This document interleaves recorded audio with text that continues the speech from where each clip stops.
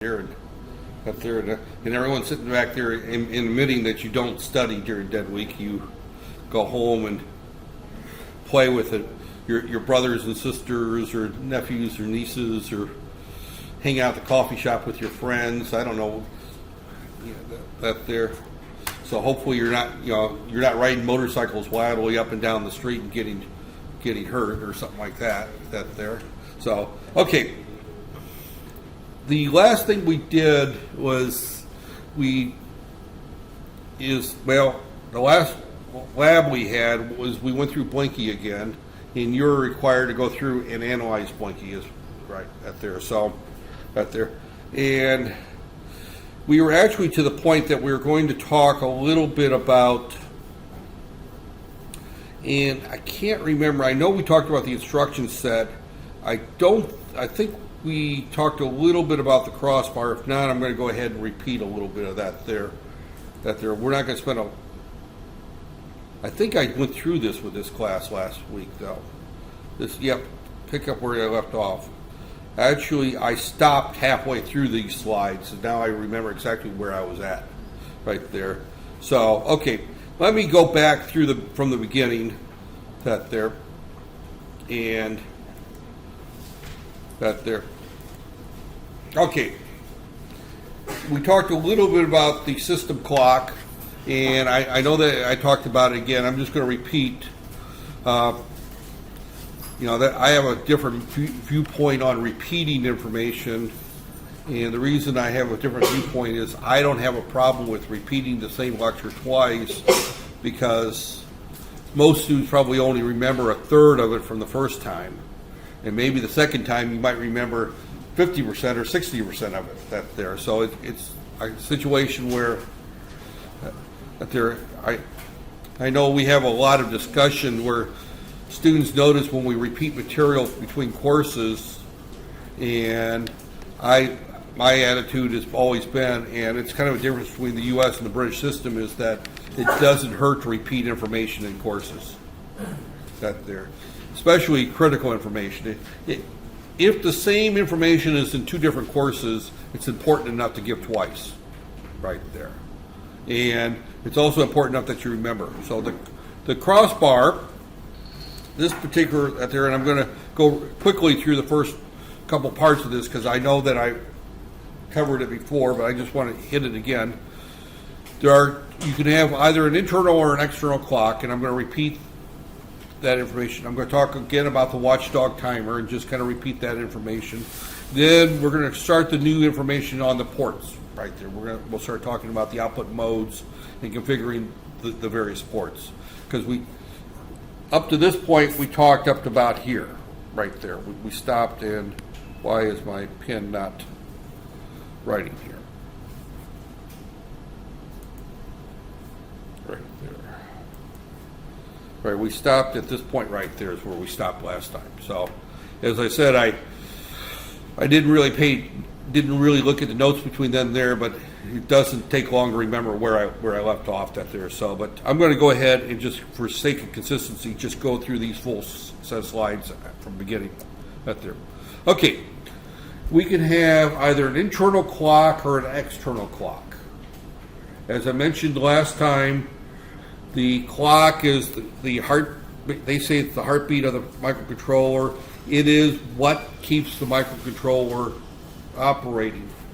The microcontroller is a finite state machine, and some of you remember what's meant by a finite state machine, but it means it does something on each rising clock edge. It either reads an address it either puts an address from the microcontroller out on the address bus internally. It may read an internal address. It may read a port. It may add two numbers. It may move a number from one register to another.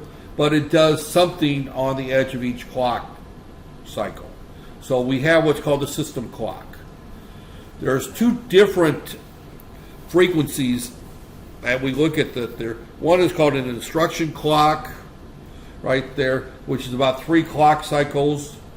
Then we have the number of instruction cycles it takes for an instruction to operate, to be processed. So we have multiple frequencies that when we do timing analysis, we have to look at. But the heart of everything, the only one that we can change is the system clock, right there. Now, two things happen when we look at system clocks, and I'm deviating from the first lecture a little bit, is one is that the faster the clock moves, the faster it processes everything. Whenever you buy a new phone, you look at the system clock and how many cores in the processor, right there. You know, the average cell phone today is sold as a quad-core cell phone. Now, some of them are dual quad, and I'll talk about that in a second there. But when we look at the system clock, the faster the system clock goes, the warmer the processor gets, and the more power it dissipates, right there. So with speed, you pay a price, right there. Just as in your automobile or your motorcycle or scooter or whatever you drive, if it's powered by gasoline, the faster you go, the fewer kilometers per liter you get in terms of fuel efficiency. There is an optimum speed for most vehicles in terms of how fast it can go before the fuel efficiency goes down. If you're driving something like a MyV, that's probably around 80 kilometers an hour. If you're driving something like a little Honda Wave, one of these 125, 150cc motorcycles, it's probably like 60 kilometers an hour is your optimum speed. You go any faster than that, your fuel consumption goes down and you pay more for petrol. That there. Same thing with a microprocessor. The faster you run it, the faster you burn up your battery if you're operating on battery power. The warmer the processor, the chip gets. If anybody here, are you a gamer? I think can't remember whether you play video games or not. But anybody that's a computer video game player that spends a lot of time playing these 3D graphics video games, if you were to ever open the case of your computer and put your finger on the graphics processor while it's playing a 3D graphics game, you're liable to burn your finger. That's how hot some of those chips get, right there. They got giant heat sinks and fans, but if you take the heat sink off and try running that video card, just bare, with the graphics processor, and the graphics processor is a microprocessor of its own right. It's a dedicated microprocessor for driving the graphics on a computer system that they get extremely hot. They get hotter than the processor itself. They can get very, very hot. So as a result, we have choices on clocks depending on what our needs are, right there. The easiest clock to use is the internal oscillator, right there. And my pen is not cooperating today. Right there. The internal oscillator is the easiest one to use. And I just changed the battery on this about 2 weeks ago, so I know it's not the battery. These batteries are extremely hard to find. They're 4A batteries. AAAs are a little harder to find. AA's are the most common, but you don't see very many 4A batteries right there. So, okay. The easiest clock to use, and the one we're using, is the internal clock right there, the internal clock. Now, the internal clock, as I mentioned last time, has a big problem. And the big problem is that it's very, very inaccurate. It's plus or minus 20%. So anytime we have to have something that has does any type of timing routine where we need better than 20%, we have to use something other than the internal clock. If we're trying to maintain a constant speed of a conveyor belt plus or minus 5%, then the internal clock is not good enough.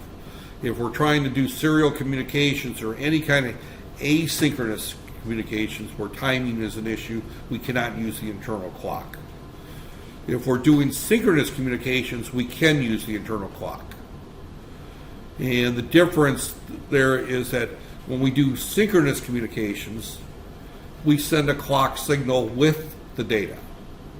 So we clock the data in using a clock signal that's either being sent by another microcontroller or from this microcontroller. But synchronous communications, we send the clock with it. Asynchronous communications, we're relying on the fact that we have a start bit, and then so many microseconds later we have the first bit, and then so many microseconds later we have the second bit. So it's all timing based. So asynchronous communications, we have to use an external clock right there. So, and keep that in mind, that that's a good question to show up on a final exam is, you know, do you need an internal clock for asynchronous or synchronous communications? And I just gave you the answer to that is synchronous communications, you send the clock signal with the data. That's one of the signals you send.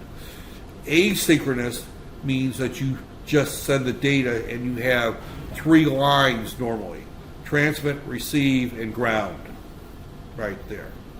Standard RS-232 or standard serial communications is asynchronous. Synchronous uses some of the CAN bus, and some of those use synchronous.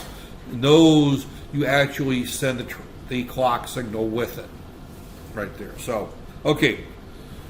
The maximum clock frequency that our processor can operate is 25 megahertz. And with the internal clock, we have 4 speeds we can operate at: 16 hertz, 8 hertz, 4 hertz, and 2 megahertz. These are all megahertz right there.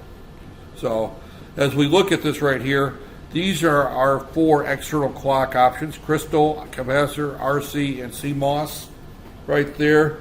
I have never used just the straight capacitor, but you can do the straight capacitor right there. The straight capacitor, all you have is just a capacitor, and there's a formula telling you what frequency based on the capacitor right there. The RC is the same thing right there. Actually, option 2 and 3 are not very accurate either, so they suffer the same problem. An RC clock or a capacitive clock, it's got the same problem as the internal clock, is that it's plus or minus anywhere between 5 and 20%. And it may be more than 20%. Because if you buy a capacitor or a resistor off the shelf, it's going to be plus or minus 5, 10, 20% right there. And everyone's had a course in circuit theory, right? Did you do a lab in circuit when you did circuit theory? So you know how to read resistor values, and you know that, you know, the first band is the first number, the second band is the second number, the third band is the multiplier, and the fourth band is the tolerance. If there's no band, it's plus or minus 20. If it's a silver band, it's plus or minus 10. If it's a gold band, it's plus or minus 5%. And then there's other bands for very accurate out there. There's other out there. So if you're using the RC or the capacitor, and the same thing is true with capacitors, only they say plus or minus on them, or it's in the data beat out there. The only one that's really accurate is option 1 and possibly option 4. Option 4, the clock is being driven by something else. In other words, you have a clock generator, or you're taking it from another processor right there. So you have that there upon reset, and this I'm going to put a star on there because I consider that open gain. This slide right here is actually open gain right there. Is upon reset, the processor will default to 2 megahertz. So just keep that in mind. Upon reset, the default is the internal clock at 2 megahertz. The actual clock runs at 16 megahertz, and then there's a couple of divide bys. You divide it by 2, you got 8 megahertz. You divide it by 4, you've got 4 megahertz. You divide it by 8, you've got, so there's 4 divide by 2s in there, and they're either enabled or disabled. And then the accuracy that we mentioned right there. Again, this just highlights, and I mentioned last time, many applications, and I will probably say 75% of applications we use a microcontroller for, we don't need a very accurate clock right there. Right there. So something like a petrol pump, how accurate does it need to be, the clock? Because you're using the pump and pulses from the pump to count how much petrol you're putting out. You're not keeping track of time right there. And even if you're running at a very inaccurate clock, you can update the clock from an external source every now and then right there. So you'll find that if you're using this particular processor, most likely, especially if you're using the 850, which is only the 24-pin processor, most likely it's an application that you don't need an accurate clock right there. So if you're using it for real-time applications, as I mentioned before, 20% comes out to be 12 minutes every hour on your, if you're keeping track of real time. And as I said before, if I had a watch it lost 12 minutes an hour or gained 12 minutes an hour, it would have been found its way in the trash right there. It would not be useful right there. But many applications get by with the internal clock right there. So right there. This is right there. I'm not going to go through this here, but to change the frequency, all we do is write to these 2 bits right there, the internal clock frequency right there. All we have to do is just change those 2 bits right there. Upon reset, I can write one, let's see, this is, if we get this right, 4 bits. There's actually 5 bits.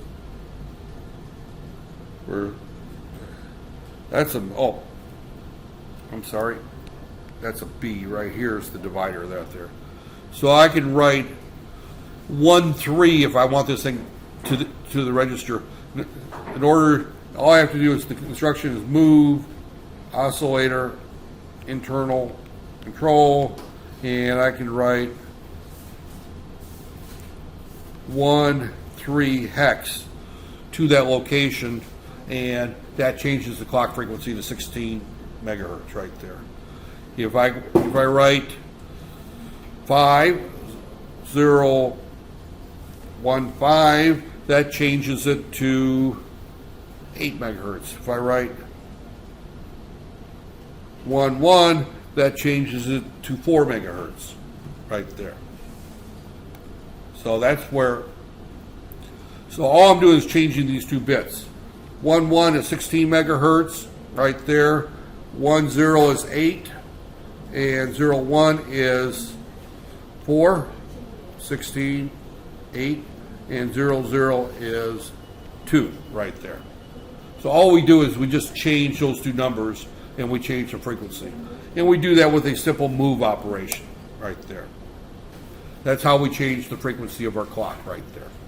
With just a move instruction right there. If we want to change to an external clock, it's more difficult. Because if we want to change the external clock, we have 2 things we have to do.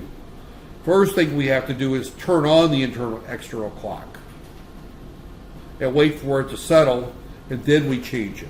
So we have to turn it on and then do the change right there. So external clock, there's 4 types. We actually do them all 4 the same way right there. So crystals have accuracies much better than 0.01%. 0.01% would be a very inaccurate crystal. They tend to be much higher than that. Right there. If you were to use the off-the-shelf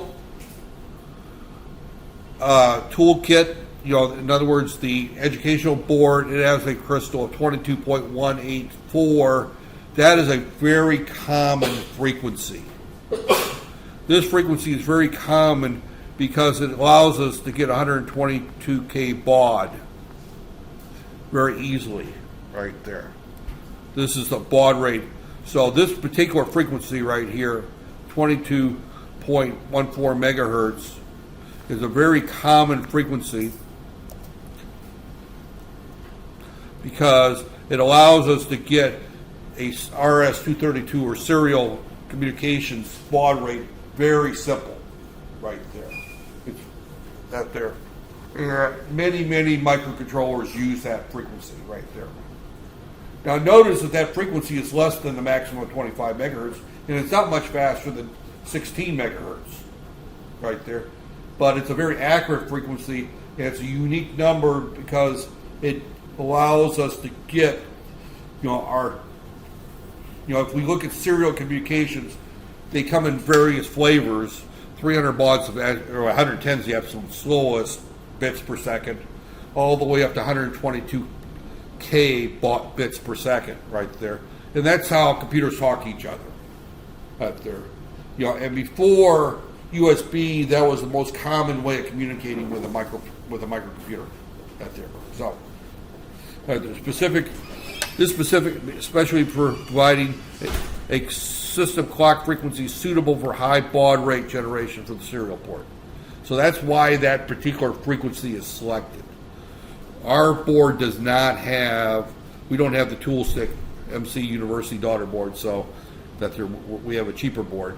So we don't have that crystal on it, but that crystal, I'm just kind of taking a little side note there to just point out that that is a very common crystal used in many boards right there. Okay, I'm not going to spend any time talking about this. I talked about it before, but this is the external oscillator control register. That's how we set up the external oscillator right there. This is actually an output from that register that tells whether or not there's a valid crystal oscillator operating right there. Right there. This tells it what mode, whether it's going to be 00X crystal is grounded internally, that it's using a system clock on there, it's using a external clock there, or it's using an RC oscillator mode or crystal oscillator mode. So this looks at the three modes of operations right there.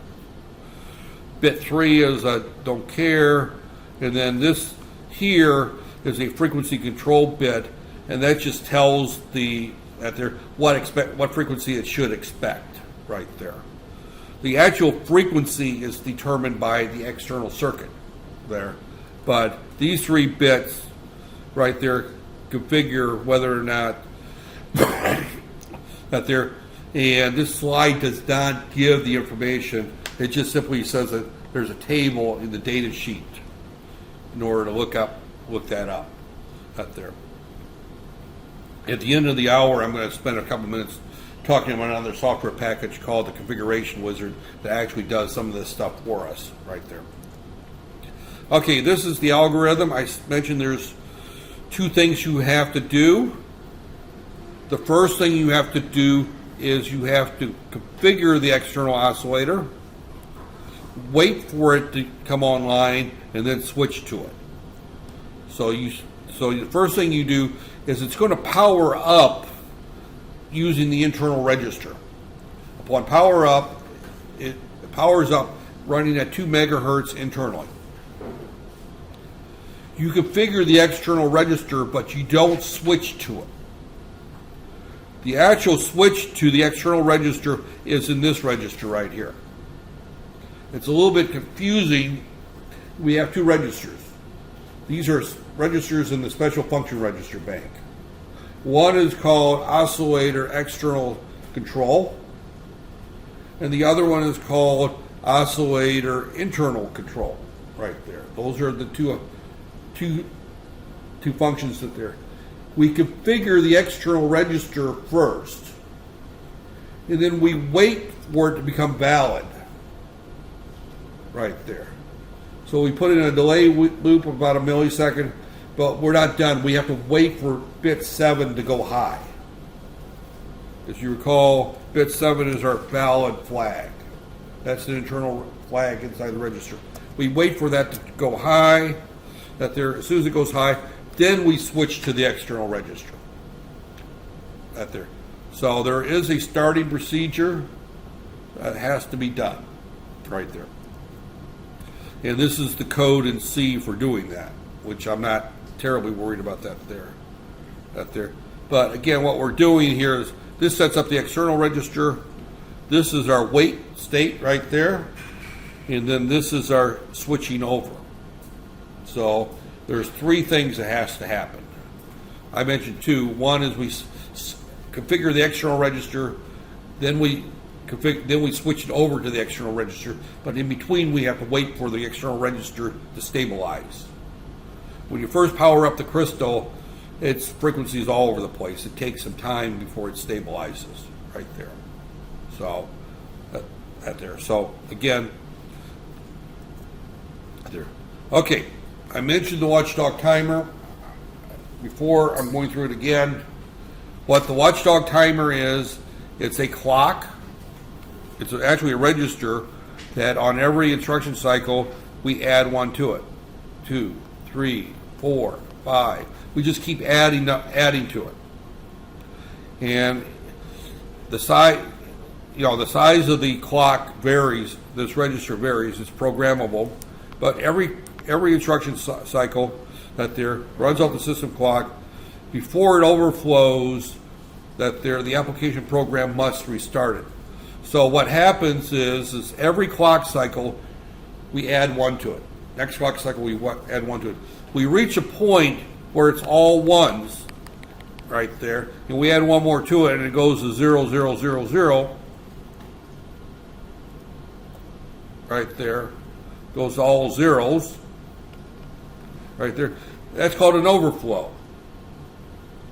I mean, we kept adding one, and all of a sudden we hit the last one, we add another one. It's all ones, we add one more to it, it goes to zeros.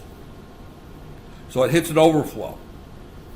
An overflow means that we add something to it and the register won't hold it anymore. It overflows out of the register. If that happens and the watchdog timer register overflows, then it does a reset of the processor. Right there. So you have to include in your code a little routine every now and then to restart the clock. Now, restarting the clock is very simple. You just write you just do a set bit right there, and that restarts the clock right there. But you have to put it in various locations right there. If you don't remember to do that, then the watchdog timer overflows. And we will probably do a lab probably in the next week on where we're going to push a button where it's going to actually overflow our processor. Where while the button's pressed, it's not going to go to the watchdog timer, and as a result, we're going to reset the processor right there. Okay, if the function this prevents from starting the overflow and causes MCU read.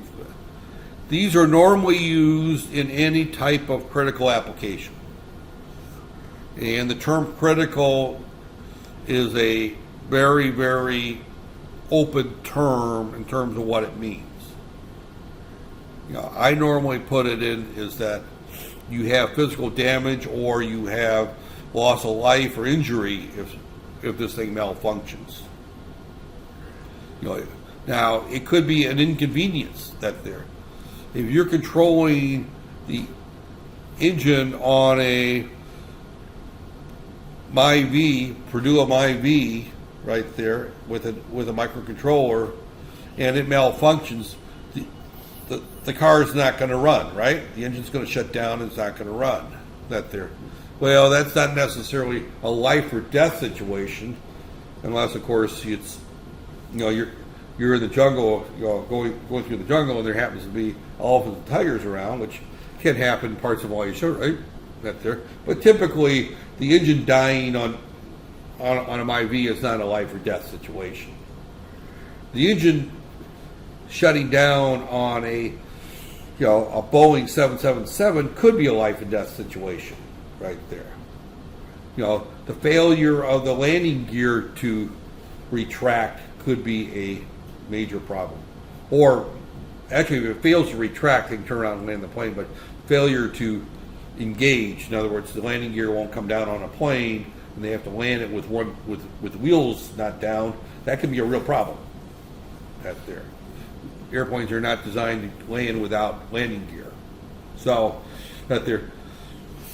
biomedical electronics, 10 years ago, even 15 years ago, we didn't talk much about microprocessors being placed inside the human body.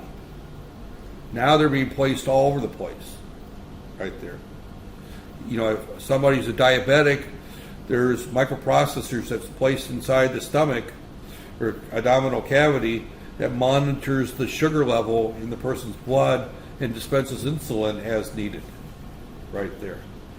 Well, obviously you don't want that thing malfunctioning, right there. The person that goes into a diabetic coma and dies, right there. Same thing with one that is attached to the person's heart that's monitoring monitoring the heart and giving it an electric shock every time the heart stops, right there. Again, those are things that so you want to be able to monitor whether the processor is working right or not. So the watchdog timer is a critical part of any microprocessor-based system and especially a microcontroller. If your desktop computer malfunctions and your game of whatever what's a popular video game? Warcraft, is that still one being played? What's that? I can't understand what that there. That too, huh? That there. But regardless, if that video game malfunctions, it might be life or death on your video game life, but physically, and there are those that do get their stress level so high that they might have a heart attack, if the video game acts up. But a normal healthy person would not have a heart attack if their video game seizes up. There have been cases where people have gotten so mad where they picked up their computer monitor and thrown it out the window and things like that. But we'd have to think that we're dealing with normal, rational people. But of course, normal, rational people don't sit for 48 hours playing a video game nonstop. I have a brother that does that once in a while. So, but regardless, but the watchdog timer, I spent a lot of time repeating this information, is a critical part to it right there. So, after resets, automatically enabled, runs for, the default is that it runs roughly a half a second before a reset. There's really no reason to change that. Half a second is plenty of time to react right there. It runs a 20-bit timer running from program system clock. A watchdog timer reset is generated between specific writes to the control register between specific writes. All they're saying is that we've got 21 bits.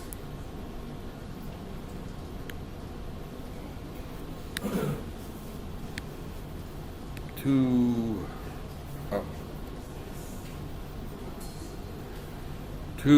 raised to the 21st. So it goes up to a little over 2 billion clock cycles right there. And if we go beyond 2 million clock cycles right there, so we start off at 0 and we go to 2097151 right there. That's 21 ones. As soon as we go to 2097252, we've now overflown because they go 0 to 2097, 152? I think that's right. Where's our, 097152 right there. That's, so this actually goes to 1 right there. Just like a 16-bit number goes to 0 to 15 right there. So this is a 21-bit number. And all we do is every clock cycle we add a 1 to it right there. So looking at that there, and 2 megahertz clock, it actually looks like this thing is going to, it clocks every other clock cycle. Or actually you got half a second, it's clocking twice a clock cycle right there. Because we get half a second right there. So if we go back to that to our discussion right here, wherever am I? Right there. So right there, but it goes to 524 milliseconds is what it's going to go to. That's roughly half a second right there. So watchdog timer, we can disable it. We did that before, or we can lock it. We can either disable or lock it. If we lock it, it means we can't disable it again until a reset happens. Right there. Normally, you don't lock it. Well, I shouldn't say that. If you're going to use it, yeah, most people, I've locked it at there. And the only reason you lock it is so that you don't accidentally disable it. Right there. It doesn't get accidentally disabled. Because remember, the watchdog timer fires off when there's a malfunction. So by locking it, you can that there. So it may be permanently disabled right there. Again, permanently disabled just basically means that we disable it right there. And we have a register right there called the watchdog timer control right there. And there is a place right here. The last reset source can be checked by reading the reset sources register. Now this is important because by reading this register, I know it's been a watchdog timer reset. This tells me whether it was a power up reset or a manual reset or a watchdog timer reset. By reading this register, I can tell what reset the processor. So typically upon power up, you would look at this register, every time there's a register, and see whether or not there was a watchdog timer reset. If the last reset was a watchdog timer reset, you know as a programmer that there was a malfunction. So you want to go through some diagnostics.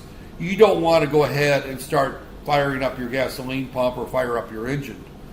You might want to go through and do a diagnostics, try to find out what caused this thing to fail. If you can't find out what caused it to fail, then you want to go into a routine where you pass over control and bring this thing up safely to where it doesn't, it's no longer controlling the jet engine. It hands over control to a secondary processor. And the thing operates in a safety mode. That there. It's beyond the scope of this course to actually go through and design systems that actually will use the watchdog timer. That's a more advanced subject. But you have to realize if you're going to do anything, and that's why when we look at this course, some of the things we do look relatively simplistic. We're leaving out certain things right there because it's an academic exercise. That there. One of the things that I do in the microcontroller course, is I might have someone design a washing machine controller. Well, we're running this thing as a washing machine. We disable the watchdog timer because we don't want to fool with bothering with it and all that stuff. But in reality, a washing machine, you would want to use a watchdog timer because you would want to be able to do things such as open the door if it's in a shutdown mode and things like that, so you can get your wet clothes out. Make sure all the motors are shut down, various things because if a washing machine breaks down and it's in the spin cycle, most washing machines lock the door, especially in Western countries. I don't know about we have a washing machine. Our washing machine is actually a Japanese one, but it does lock the door during the spin cycle. You can't open it and stick your hand in it while that thing's spinning at full speed, and that's for obvious reasons. You tear your arm off the way that some of these that there. But upon reset, anytime you reset the processor, this is a reset right there. The first thing you want to do is check reset source. If the reset source is the watchdog timer, you want to do a certain set of routine. You don't want to reset it normally because you know that you're coming off of a failure right there. There's been some kind of, this is failure. That's an R-E right there. Can't read my handwriting. But there's been a failure right there. So and if you're coming off of failure, you know that something different happened that last time. Your code locked up.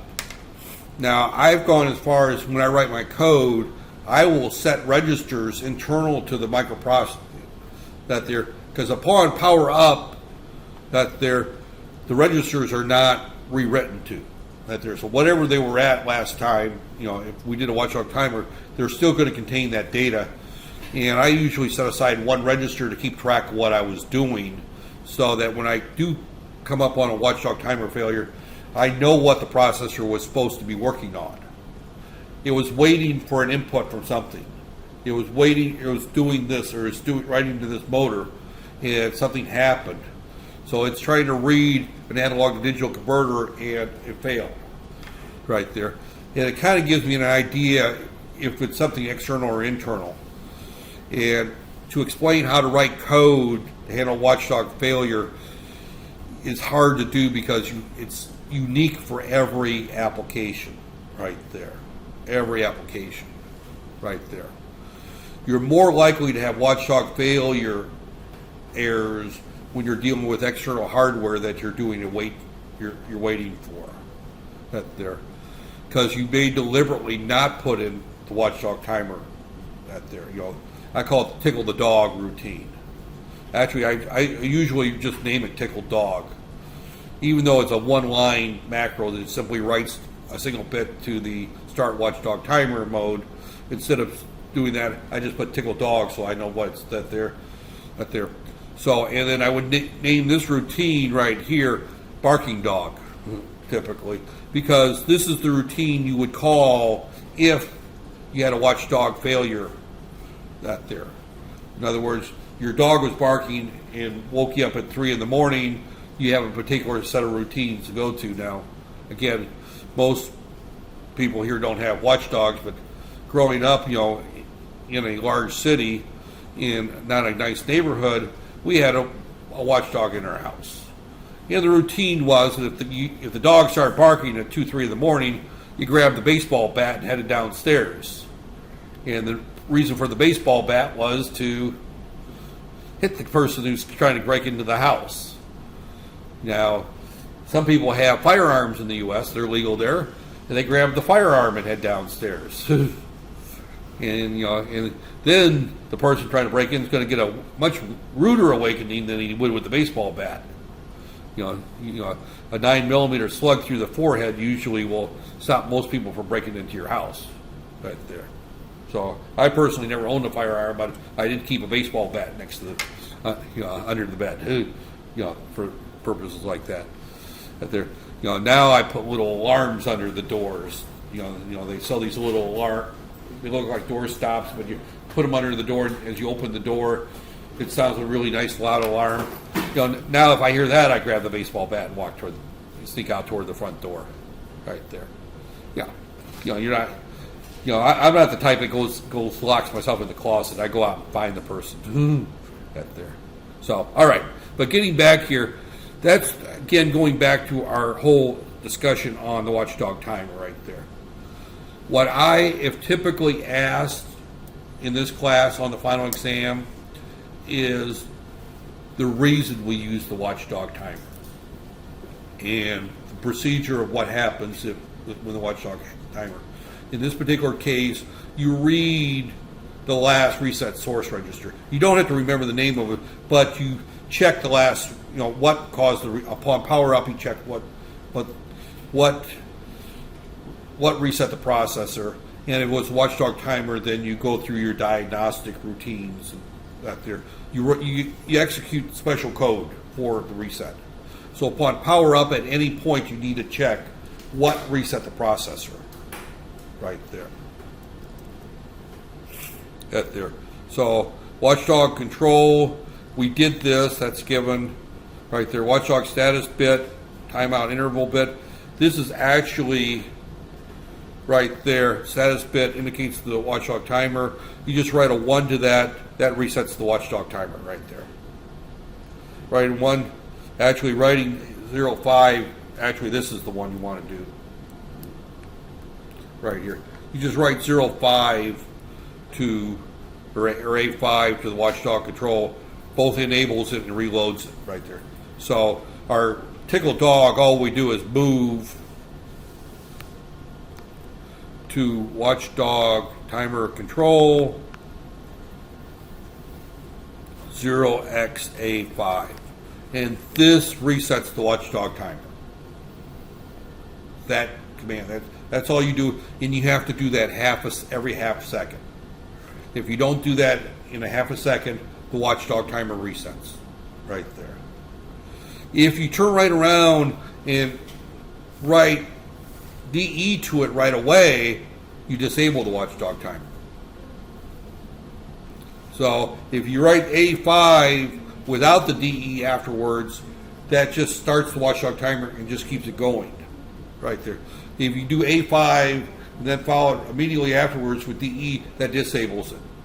If you write FF, you lock out the disable right there. So that's the watchdog right there.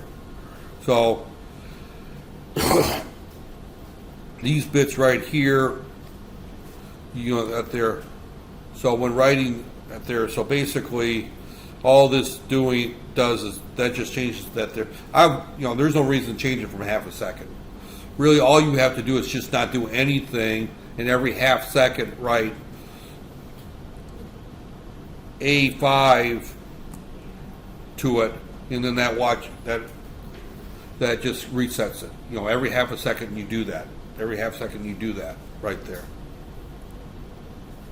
So this gets into the timing. I'm skip all that. This is the disable. That's what we did before. That was in our code. Okay, now we're going to get into the new material. I spent 45 minutes talking about old material, but not there. All right, we've got the output modes on ports 0 through 3, and we've only got 2 on our processor. That there can be figured as either open drain or push pull. This gets into the electronics of how this is done. Open drain means that here's my JFET right there, and I turn it on. That means I'm supplying a ground. I turn it off, means that this switch is open. This is a short right there. So if I write a 0 to this right here, if I write a 0 to this there, I basically create a short circuit on the output right there. So that allows me to turn on an LED, for example, right there. These open drain is the normal default way of operation. So if I want to turn on an LED, I would do it like this right here, and I would go, here's my port, and I would set this as an open drain right here, right there, and that would turn on the LED. I can do it as push-pull, where this supplies the current to the LED also. Push-pull means that I'm supplying 3.3 volts on a high or ground on a low. Open drain means I'm supplying a short on a low and an open on a high. So open drain, it's either a short on a low or an open on a high. Push-pull means that on a short or on a low, it's going to look like a short. It's going to look low. But on a high, it's going to be 3.3 volts on a 1 right there. So, and that's because on that particular one, what you've got is internally, you've got a pull-up resistor, and here's your, right here, here's your 3.3 volts. So if you put a short on this here, it's going to draw a current through here. And this will supply a short right there. If you put an open, it's going to supply the 3.3 volts from here. So the difference is whether or not this resistor is connected or not. Right there. Right there. So an open drain writing a 0 will be driven to ground.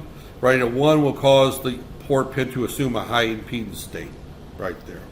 I said open, high impedance is another way of saying an open right there.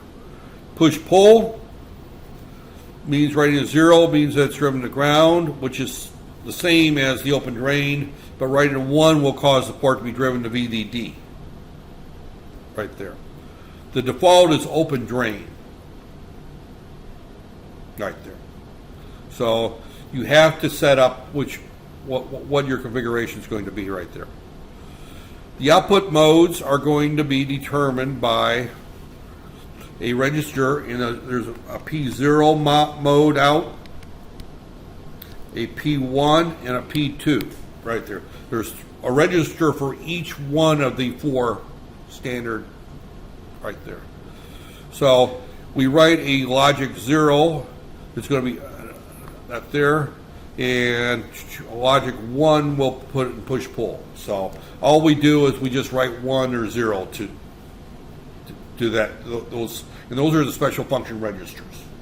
So we want to initialize a port, say port 1 to be a push-pull output. All we do is write FF to it.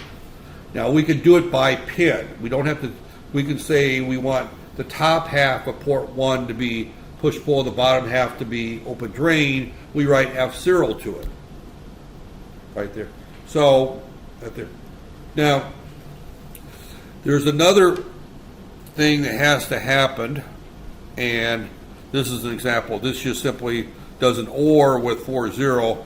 That only sets port 1.6 as a push-pull output right there. So we can do an OR equal is what that there.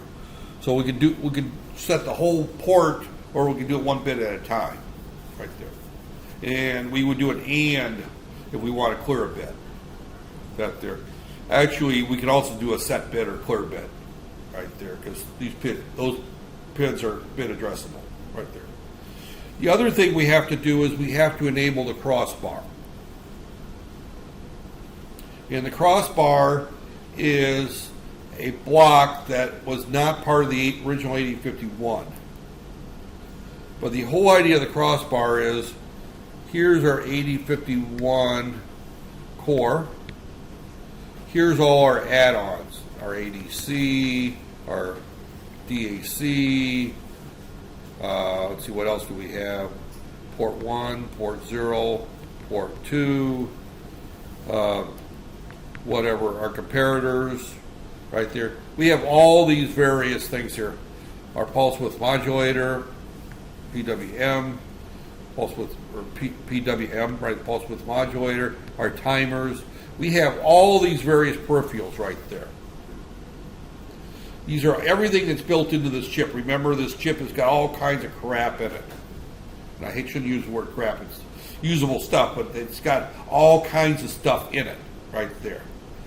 And over here, we got a lonely 22 pins right there, of which BCC and ground are 2 of those, right? So we got roughly about 20 pins to work with right there. So we got 20 I/O pins roughly right there. And we added up all these pins, we might come up with 50 to 60 right there. I don't know. I haven't added them all up, but a lot more than 20 right there. Because our ADC, we can have up to 16 analog inputs right there. And we also can have up to 20 digital inputs, 20 digital outputs. Well, you know, that they're same pins. We also have timer inputs. We also have timer outputs. We also have analog outputs right there. So we got a whole bunch of outputs that we can use. And the whole idea of the crossbar is that it directs which pins go from here to here. It basically is a router. It routes the signals from the DAC to this pin right here. Port 1.2 is connected to the DAC, so I can't use port 1.2 for digital activities. It's being used for an analog output right there. So the crossbar is what enables us to use everything on this chip, not at the same time. We have to pick and choose what we're going to use. We've only got 20 pins to work with, so we have to pick and choose what peripherals we want to use. Now, we could change them midstream. In other words, part of the cycle we could use it for this, part of the cycle we could use it for that. Of course, that might mean rewiring, which doesn't make sense in some cases. But we can use the same processor for reading 8 analog inputs and monitoring 8 analog signals, and then control 4 or 5 digital outputs. Or we can use the same processor for reading 16 analog or digital inputs and controlling 8 digital outputs and no analog at all. So this gives us the flexibility to decide what we're going to use in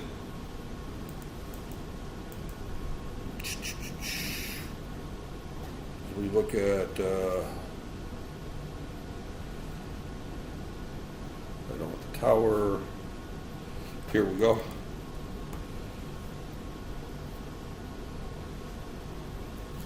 And see, as we look at this right here, we've got here we got the UART, we got the SM bus, serial parallel interface, we've got our timers, we've got our programmable counters that all go through our crossbar. We've also got our analog inputs right here, right there. And here's our 18 multifunction I/O pins. I said 20, there's 18 of them right there. And that goes through our cross there. And this is our flexible pin. This is, I consider that part of the crossbar right there. Right there. Because this flexible pin muxing right there also has to be part of this crossbar right there. So what this is basically this whole thing right here is used to route. Am I going to use the UART this time? Do I need to use the ADC right there? And we look at our ADC. Now our ADC, by the way, is run through our crossbar, but it also has the multiplexer that's separate from that there. If we look at our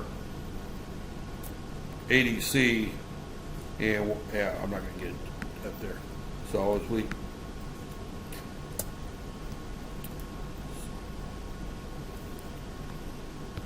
right there, oh, wrong one. Right there. So now the most important thing is, this is the key thing right here. Until the crossbar is configured and enabled, the output drivers are not enabled. You cannot use any inputs or outputs until you enable the crossbar.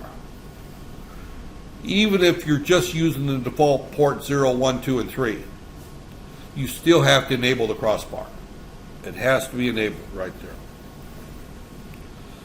So this is just configuring. If we want to configure a port as an input, we just write a 1 to it. That sounds kind of strange, but if we're going to use a port for an input, we write a 1 to it, and we let the external device bring it to a 0 right there. So this is configuring port 3.7 for input. We write a 0 to set as an open drain output mode, and then we write a 1 to it right there. So 2 steps to set that there. Normally you set all 8 pins on a port at the same time, but you can do them one at a time if you want right there. Right there. And again, the input modes right there, right there. Bit 1 through 7, this is port 1. Reset is digital input right there. We got they're clearing, and also clearing a bit allows analog inputs. So this is input mode 1. A 0 is configured as an analog. A 1 is digital input right there. This is port 1 mode in, and that's going to be whether it's an analog mode or right there.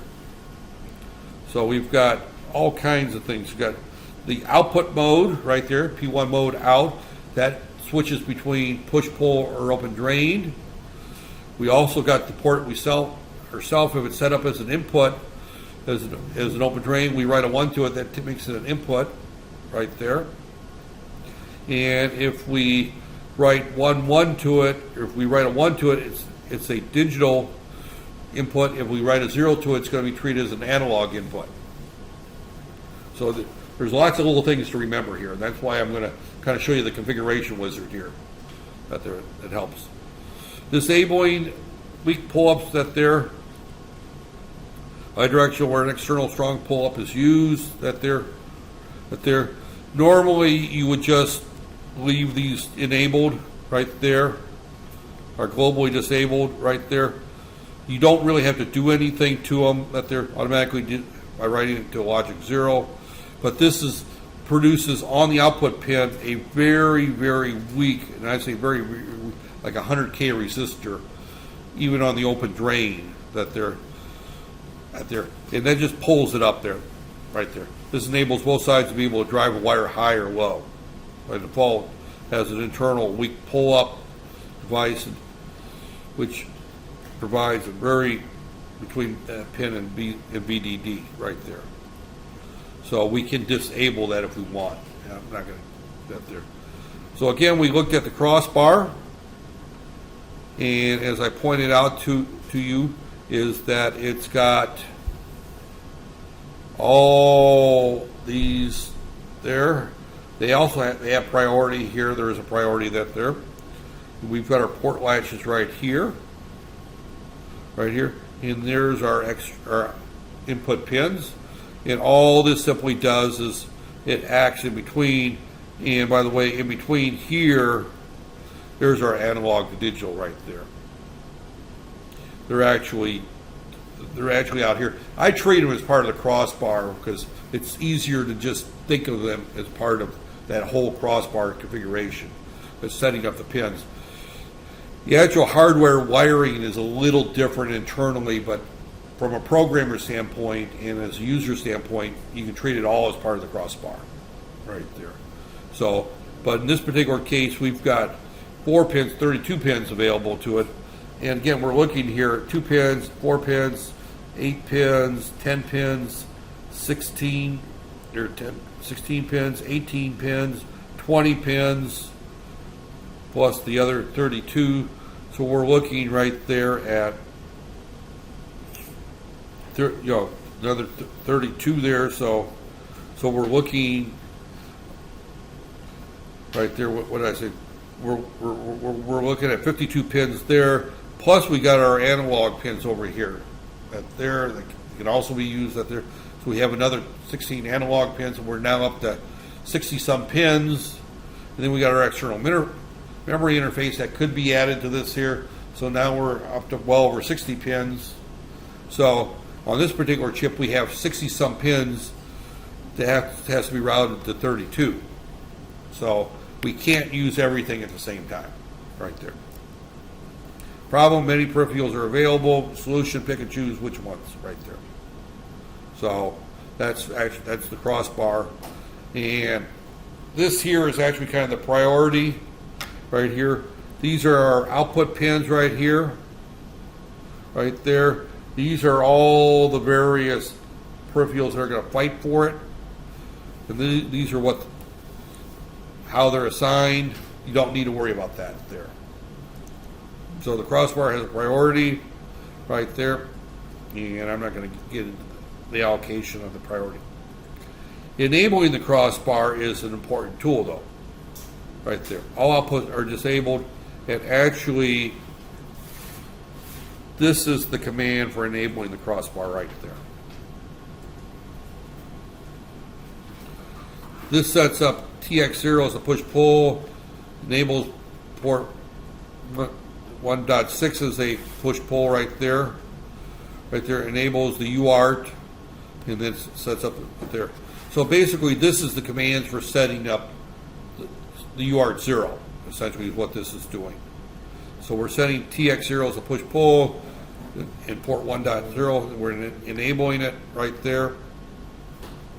So this is one pin and this is another pin. This is not part of TX0 right there.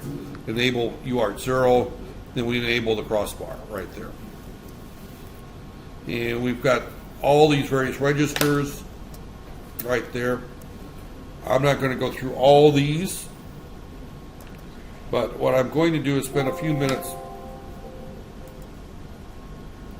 There's another program that's on your computer, and it's a very useful program right here. It's called the Configuration Wizard 2, right there. Now, there was a Configuration Wizard, and then it was deleted, got rid of it, and Configuration Wizard 2 came out there. And Configuration Wizard is actually used to set up the crossbar and set up all the outputs. And what it does is it saves you from reading the data sheet and figuring out how to do these things automatically. It actually generates the code for that there. So you find which processor you're going to use right there. And I'm thinking we're using this one here, right here. Right here. So what we've got here is, this is a empty C code, and it's called, it generates an empty function here called init device. And what this allows me to do is go through and set up my device the way I want it to be set up. And this will actually write the code to configure the device for me, so that I don't have to go through and memorize all those data sheets right there. And this is one of the reasons I don't ask you to memorize all these registers and what they do and how you would write to them, because here under options, code format, we're going to write assembly language code right here. So this is now going to generate a piece of assembly language code right there. And it's got a function here declared as public, init device. It's the code segment, our register init, and here's our function right here. Now what you can do is just copy and paste this into your code. Now peripherals. Now I can go through and pick out which ones I want. The watchdog timer. All right, set our timeout interval. See, this one here allows us to set it up to 1.3. So we set it to that there. Okay. Notice that I put the code into my watchdog timer control register to set the interval properly. Peripherals. Oscillator. I want to use an external clock right there, and external oscillator, and I want this thing to right there, oscillator, internal high frequency, or internal low frequency right there, enable internal low frequency oscillator right here. And I think I picked the wrong,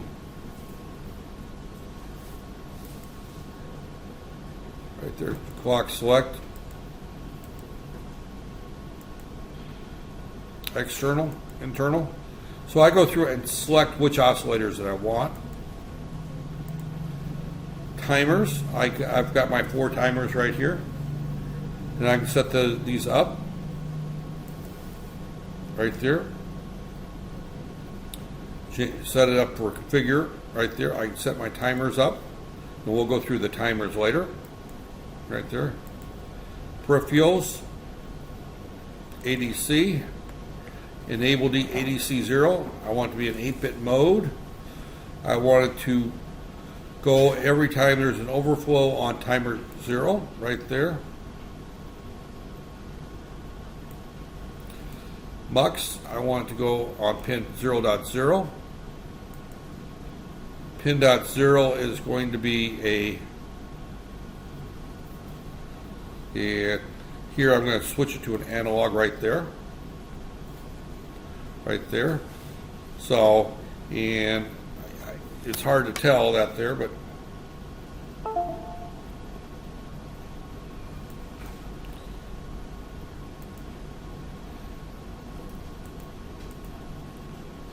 right here, import 0 is set up as an analog.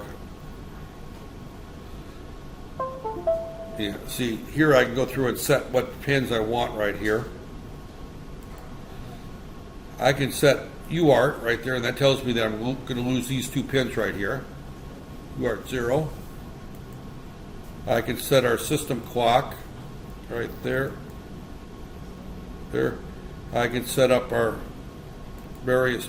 See, this shows what pins I'm going to use and where they're going to be at down here.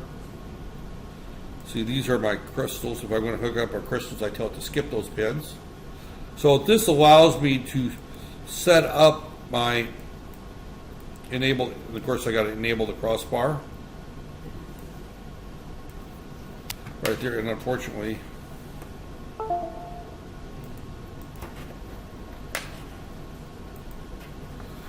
right here. And as you can see, it generates all the various code that I want to do that there. So, and again, we do a long call watchdog timer in it, ADC in it, port IO in it, and it goes through and it writes all these various functions to set up our analog port, sets up our watchdog timer, sets up our ports, turns on our crossbar, and does all of our initialization, writes all of our initialization routine, and I just copy and paste that into my code right there. So there is help on how we configure this chip.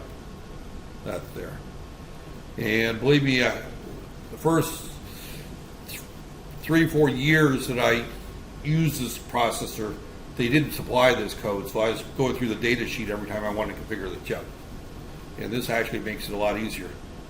This code is not perfect though. You know, sometimes it gives you that there, but it's actually a tool that actually is generated by Silicon Labs to make using their chip easier.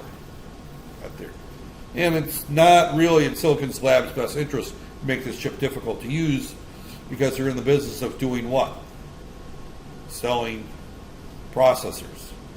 And the only way you sell processors is by getting engineers to design with them and place them in their products. And the easier they make this processor for an engineer to use, the more likely a design engineer who's got the authority to pick this processor, the better. That there, you know, that there. Now it gets to be kind of an interesting case if you work for a company, and I've worked for companies that will say that we only use scale products. That there. At that time it was only Motorola. We only use Motorola products. No matter what the application is, you have to use a Motorola processor in it. And they do that because one is they probably got a deal with Motorola that they get better prices if they're exclusively a Motorola company. What company was it? Oh, International Truck. They were strictly a Motorola company, and that's who I remember that there. And most of the engineers hated Motorola, but they had to use Motorola. That there, they came down. But every time you buy a set of tools, it's expensive. So if you can get your staff to agree that we're only going to use Freescale, or we're only going to use Silicon Labs, or we're only going to use Atmel, then they only have to buy one set of tools for the entire company. Right there, and everyone shares it. But if you got one design group using a different processor, then they have to buy a compiler for that particular processor. That there. So, and then the next design group decides, well, I don't want to use Silicon Labs, I want to use Atmel. So now they have to buy the Atmel design tools. So there's a lot of times you're forced to use a particular company's set of tools, but a lot of smaller companies let people pick and choose. You know, I actually spent most of my time working for a custom design house where the customer really didn't care what we used as long as the tools were relatively cheap, because they were small customers that only did one or two products, and they were contracting with us to do the design, and we just put the cost of the tools in the bid. And then when the job was done, we gave them the tools as part of the design because they were expected to maintain it. We did the initial design, but then after the initial design was done, we delivered a prototype. Now here's your tools for if you want to come back and have us, make modifications. Then bring your tool set with us. We didn't want to own the tools. We didn't buy the tools and keep them. We gave them to the customers every time. So, but they give this configuration wizard away for free, right there. And again, you can get into anything you want in here. Voltage reference. You specify what your reference is going to be. VDD is the most common right there. Enable the analog digital temperature sensor right there. The ground can be one of the two pins, the ground pin or the A ground pin. Again, every time you make a change, it's going to add another routine to this right here, in this right there. Now, they make it very clear what changes what, so it's easy to check it with the data sheet if it's not working right. Okay, I think I'm going to wrap up with that there. Yeah, I still did an hour and 15 minutes. That's there.